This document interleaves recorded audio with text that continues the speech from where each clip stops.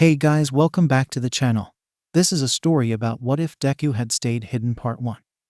If you guys enjoy this what if and want to see part 2, comment down below. And let me know before I start. Please do support for more awesome content and leave a like. And don't forget to subscribe to my channel. And also share this video with your friends and check out the description in my playlist. The author of the story 𝗬𝗵𝗲 from 𝗬𝗲𝗿. So let's start the video. Hisashi was having a nice day with his family. He usually never gets to have a nice day because of all the things that need his attention all the time. His wife, Inko, was being so adorable with their son, Izuku. Both of them made flower crowns and exchanged them. Inko had on a poorly made one that looked to be coming apart at the seams, and Izuku had an expertly made on his head of green curls. Both of them were laughing as Izuku had somehow gotten a little frog in his hands and was staring at it like it held all the secrets in the world. Today, they went to a park that was a little further away from their home. This one had a pond and was perfect for picnics. They were able to pull Izuku out of school early today because his daddy was finally home. It was nice that they didn't care apparently. Hisashi still has to look into that elementary school. Izuku was around 6.5. But apparently the teachers didn't care about helping him because Izuku always asked for so much help on homework. Hisashi looked back down just in time to get his arms full of an excited toddler. Daddy look looky. He soon had a flower crown shoved in his face, and the little hands of his son vibrating with excitement as he tried to focus on the flowers that were way too close to his face. After his eyes finally focused, he saw that the flower crown was mostly made of the many white flowers in the area, but it had some other colors. The flowers were a mix of snowbells, buttercups, very few buffaloburrs, 𝗬𝗵𝗲, Japanese snake gourd, some of the wisterias that were hanging nearby, and lastly some 𝗧𝗵𝗵𝗃. Mama asked me to go around and get all the flowers I thought would be best for you. There were plenty of white flowers, and I wanted to put yellow in, because that's 𝗬𝗵𝗃𝗃's hair color, and then red cause they are the color of your eyes, Daddy. It made his blood boil a little at the thought that his son loved 𝗬𝗵𝗃𝗃 so much. Divine justice, some would say. Hisashi smiled down at his bundle of joy as Inko slowly walked up to them. So I have yellow because it's for 𝗬𝗵𝗃𝗃. Are you really sure, Brussels sprout? Izuku looked up at him with his big green doe eyes, and he saw a pout crept onto the little child's face. He held in a chuckle while Izuku crossed his arms and turned his head. I know you don't like 𝗬𝗵𝗃𝗃, but that was really the main reason.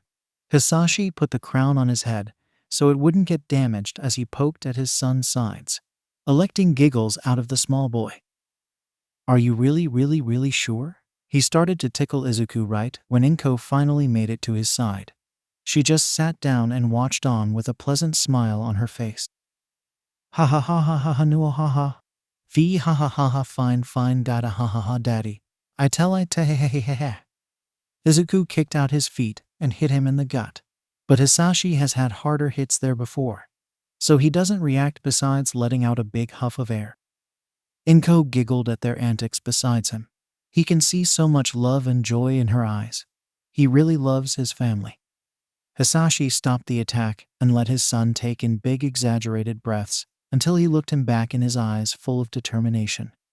Daddy. A giant dumb smile spread across his face. Izuku. When you get home from work, sometimes you look like you want to sleep a really long time. Hisashi pretended to think, and then nodded his head as if Izuku shared the most important information this decade. And people say that yellow is a happy color, even if I say red is a happy color. The last bit of words were whispered out, but Hisashi is pretty sure both him and Inko heard it. Red was always his favorite, saying it was the color of his eyes, his best friend's eyes, and 𝗬𝗵𝗃𝗃 even wore red. After they could only get those bright red shoes, Izuku still kept a bright look on life and said his feet could be extra happy now. Yes, most people wouldn't think red is a happy color, but everyone can think any color they want to be happy. I personally think green is a happy color. Izuku looked a bit before bursting into giggles again. Hey ha silly daddy. You're only saying that because me and mommy are green. Hisashi put a hand to his chest and faked being offended. What? Izuku, how could you accuse me of such a heinous crime? I would never. Inko soon followed suit of their son, and he just sat there basking in the happiness he was able to give his family. "You're so silly, Daddy. I gave you yellow because work makes you sad. Yellow will make it better." He brought Izuku close to his face so he could give him nose kisses, then brought Inko in closer so he could give her a kiss on the cheek. "Food is ready." Hasashi watched as Inko got tackled into a hug after she yelled out for Izuku to come back. He couldn't ask for anything better than this. It was a little bit after eating that Hasashi watched his son slowly get more and more tired. He still ran around, but he was losing power fast. His wife looked at him as she started to put the food away. "Should we call him back now, or should we wait till he gets a bit more tired?" Hasashi just waved her off as he watched Izuku collect more flowers for more crowns and such. "Let him have his fun a bit longer. There are no kids like the ones in our neighborhood here. They have no clue, and it's nice to see him so free." His smile became a bit more sad. He knew how 𝗎𝗪𝗎 was, but he needed to find a way to deal with it so Izuku didn't notice. If suddenly all the teachers and students that he complains about start going missing or leaving or something, he's smart enough to know it would be him. Hisashi needs to be smart about this and do it over a few years, steadily getting rid of all the people that hurt his son. "Hisashi, is it really that bad? If it is, I'm fine with moving away. Oh, or finding a better school than moving there," Inko suggested as she stopped packing up to look at him. He looked back at her and noticed the hesitance, fear and sadness in her eyes. He's seen eyes like that too many times from his brother. He only wants his loved ones to smile, nothing else. "Inko, it's okay, I'll deal with it, but it'll just take a little. You and Izuku both have anxiety and moving would do more harm than good right now," Hasashi states, and he moves closer. "You haven't moved out of the area you grew up in your whole life. Leaving would give you with unimaginable anxiety. Izuku has never lived anywhere away from his small group of friends and family. You know for a fact he wouldn't leave the house if he was in a new area." He cupped Inko's cheek, and she leaned into the touch.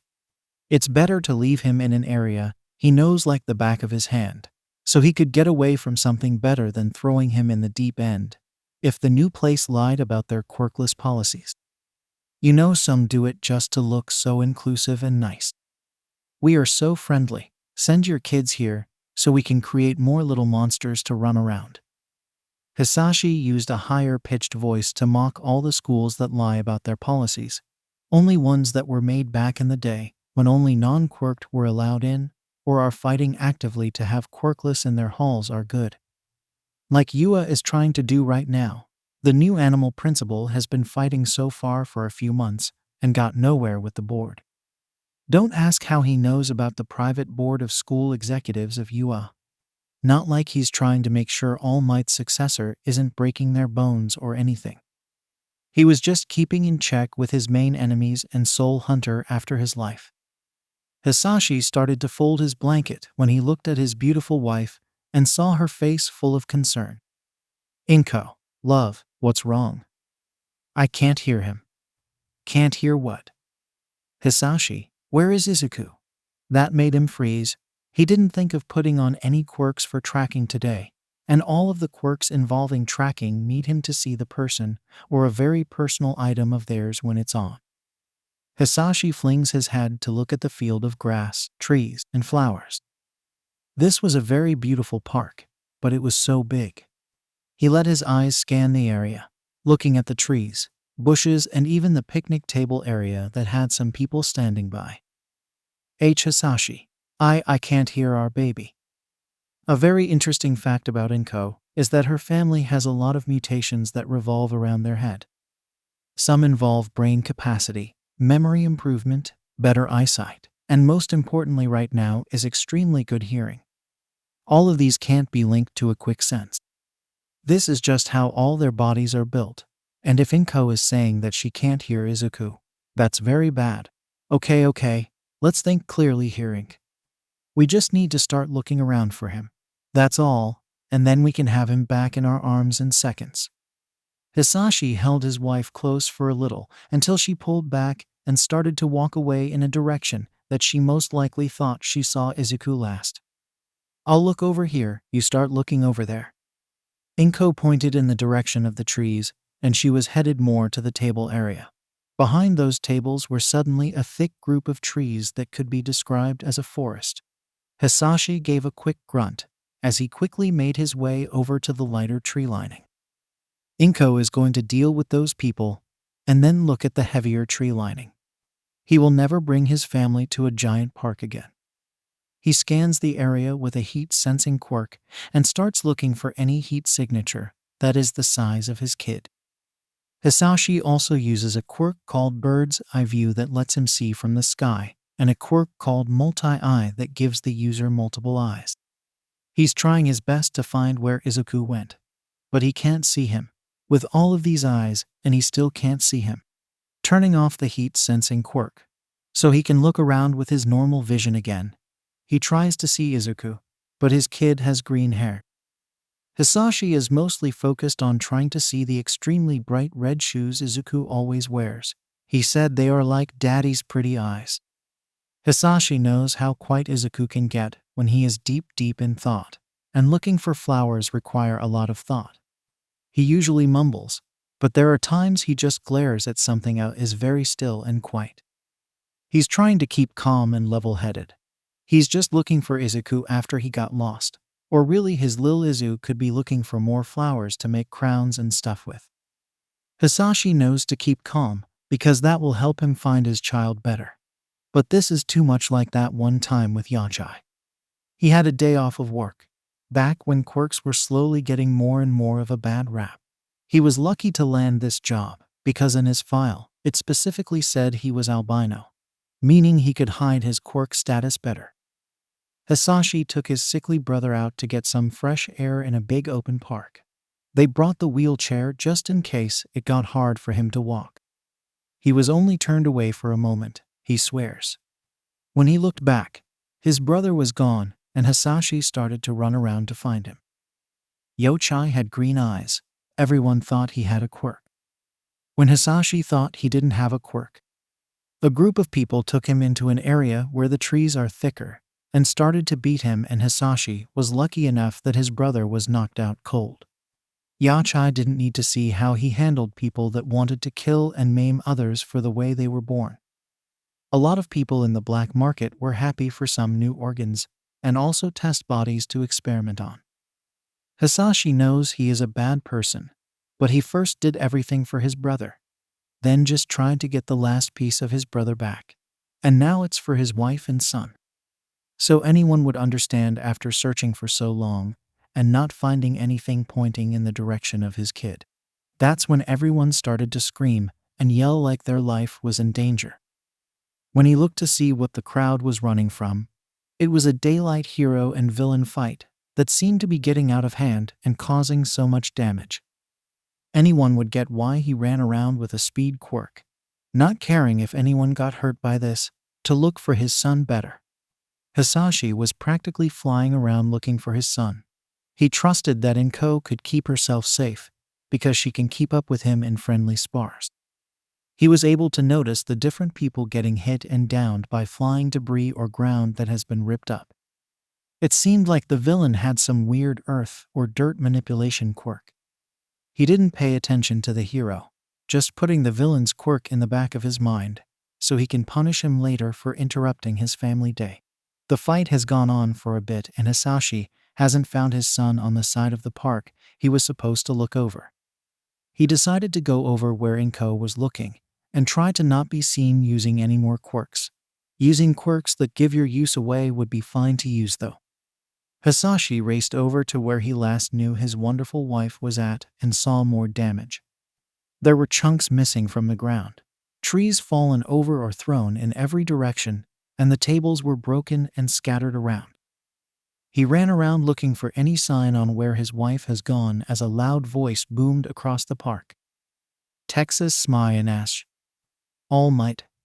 Hasashi pushed himself as he ran around as fast as he could, excess wind flying around as he looked for his family. He looked through all the broken tables that star-striped buffoon broke, Of course, he wouldn't care for others' lives. He threw chunks of the ground around to look under them, to see if they somehow covered his loved ones. He's a punch with all your power, and then care about the aftermath never. Don't worry. Why? Because I am here. That overpowered fool yelled out as he was trying his best to look for the last thing in life that gave him joy. Hisashi got cuts and dripped blood everywhere in a desperate search for something that the One for All users once again ripped out of his grasp right in front of his face. They were just having a picnic. Izuku and Inko were being their adorable pure selves by making flower crowns. His gifted flower crown laid on the ground nearby, broken and barely keeping its circular shape. Hisashi's eyes started to blur, and he panicked for a second, thinking All Might found him, and then grabbed someone with a blackout quirk or something, but no, it's just his tears falling down his face. There were murmurs of people that were hurt all around him, people asking if everyone was okay. The paramedics are on their way, and wow, I can't believe I saw All Might fight this close up. He almost went to find that person and knocked their head off their shoulders for that comment, but he doesn't have time for that. He stopped and focused on the small voice. He swore just spoke his name. Within seconds, he's sprinting in the direction where he heard his wife's wonderfully and amazingly loving Inko voice being so weak and small. He came to a pile of tangled trees and stopped for a second to see if his one and only was actually under that mess, turning on the heat sensor quirk and seeing two bodies under there. Hisashi got that last push and rushed the pile of thrown trees to look for his wife and son. Trapped under twisted and mangled trees, they were probably used by that nonsensical blonde that somehow got to the #1 spot, even though he killed the same amount he saved. A stray thought of, at least he doesn't kill more than he saved like in 𝗬𝗲𝗿𝗺. Hasashi shook his head as he pulled and moved more tree parts out of his way. Sirens are in the distance, but he doesn't care. Was All Might still nearby? Or did he leave already? He needs to get to them now. While he carved a path closer and closer to his family, he felt his tears renew as a puddle of red hit his feet. No. Not now. Not here. Not them. Anything but them. Why? Why is it always them? He moved a few more branches out of the way to be greeted by the pained, full face of his wife. Hisashi, yo ******* you came. His eyes opened up ridiculously wide as he watched his love cough up blood onto the ground. Her arms are wrapped around something or someone. Hisashi dropped to his knees that were now getting drenched in blood. Tears streaked down his cheeks as he lightly took the hand Inko tried to reach him with. Oh, of course I came, my lovely tulip. Why did you think I wouldn't? A pain-filled smile was thrown his way as he tried to look at all the wounds that covered his Inko. Blood started to form at the corner of her mouth. I know how much you hate 𝗬𝗏𝗏. I heard him F for a sec conned, but I thought you would try to avoid him more Hasashi moved his free hand to cup Inko's cheek and activated a quick that will let him feel where she's injured at. He gasped at what he felt as more fat tears rolled down his face. He didn't even know how she was still breathing. Hisashi. See, can you grab him? His eyes shot downward to see Inko ignoring the pain of movement to show their little boy under her. Izuku was covered in his mother's blood, maybe some of his own, passed out, but he can hear his breathing better than Inko's right now. Can you?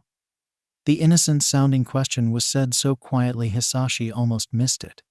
But he moved his hands off his wife as he reached for his son.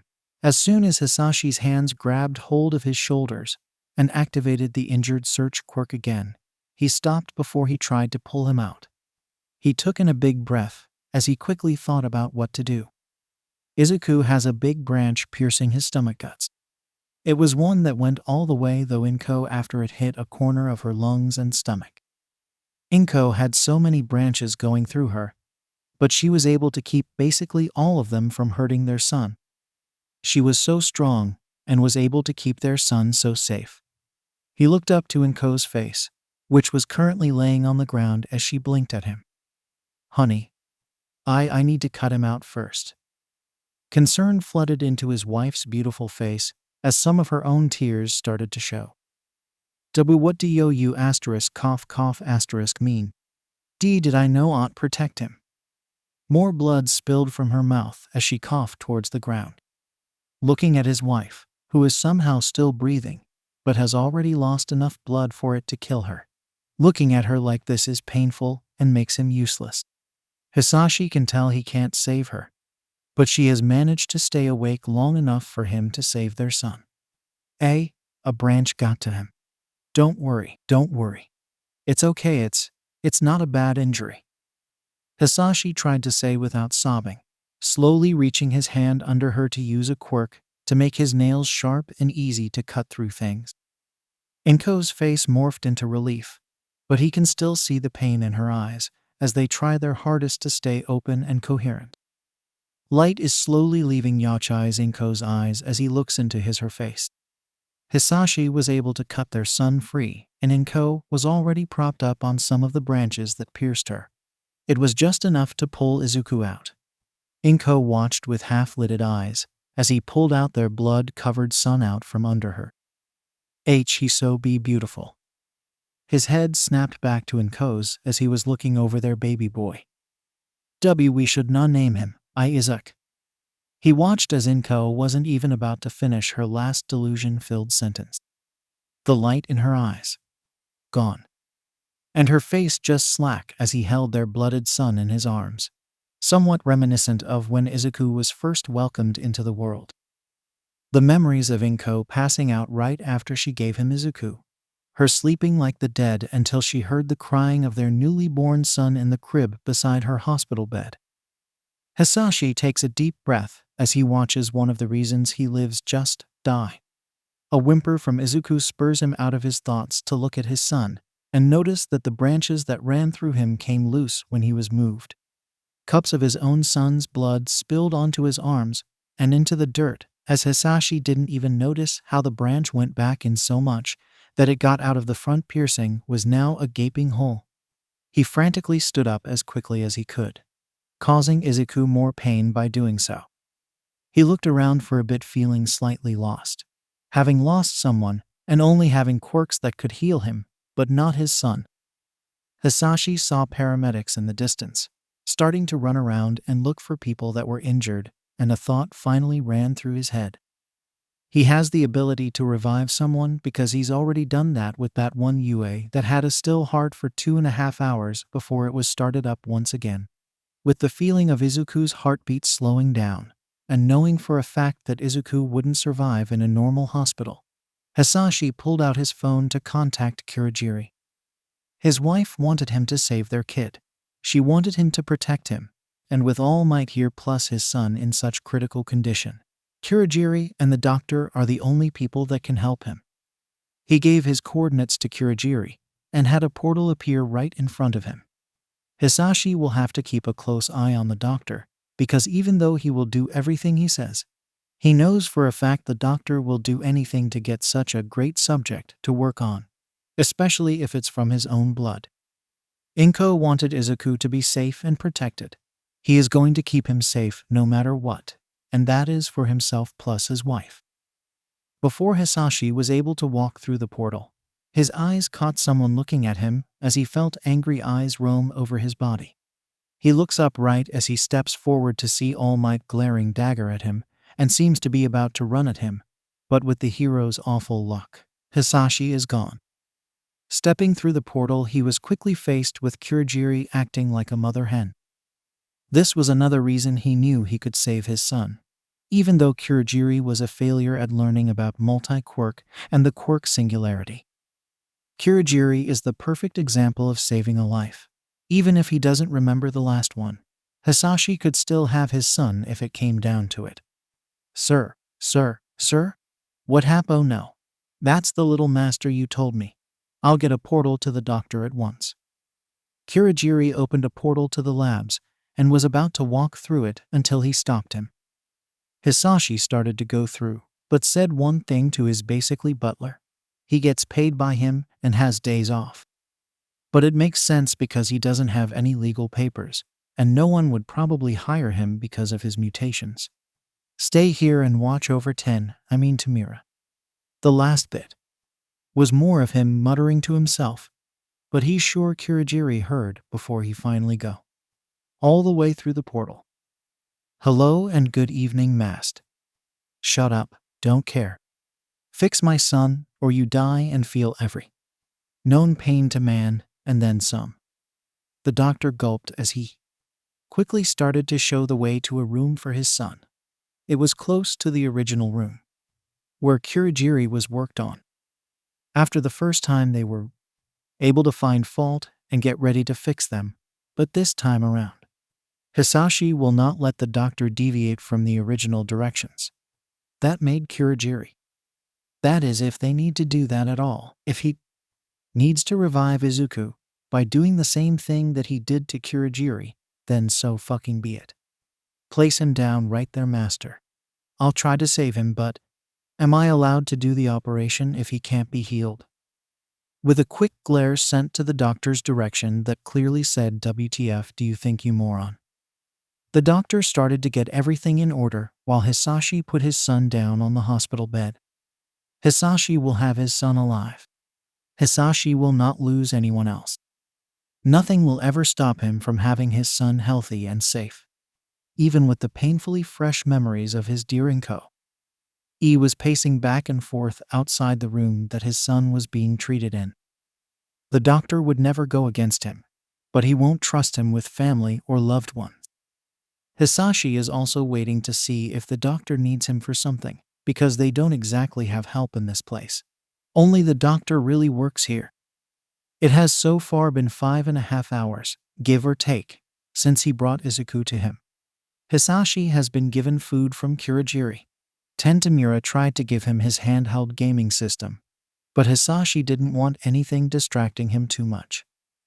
Tamura then asked who was being worked on by the doctor, asking if they were a new special Namu that the doctor told him he was ready to try to make, or would they be like Kiriri? Tamura also asked if it was his little brother, which Hisashi unfortunately couldn't hold in a flinch, and then Tamura refused to leave the facility and said he can wait in the waiting room lounge area. Hisashi was probably about to get mother-henned by Kiriri to go, and at least sit down before he creates a grove in the ground, where has been pacing back and forth in the hallway. Kiriri could also be busy handling the low number or bar patterns too. It's getting close to the normal time for the night group to come in.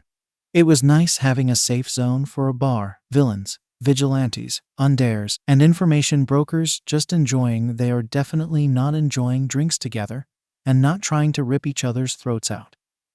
Kiriri did tell him to try to think about other things besides Izuku at the moment, until he is needed, and he has been trying his best by just stating facts. A fact like Kiriri started to make real memories 5 years ago, but it has been 6 years since his death. Kiriri is 23 years old, but still barely has any of his memories back from when he was in UA or a hero student, or even remembering family members or his old name. Hisashi breathed out and shook his head. He needs to stop thinking about all that could happen if Amiya, and that is a big if. Izuku needs to go through the same procedure Kiriri went through. He wishes he knew who Kiriri was before he died, so he could somehow help to see if Kiriri could even get his memories back.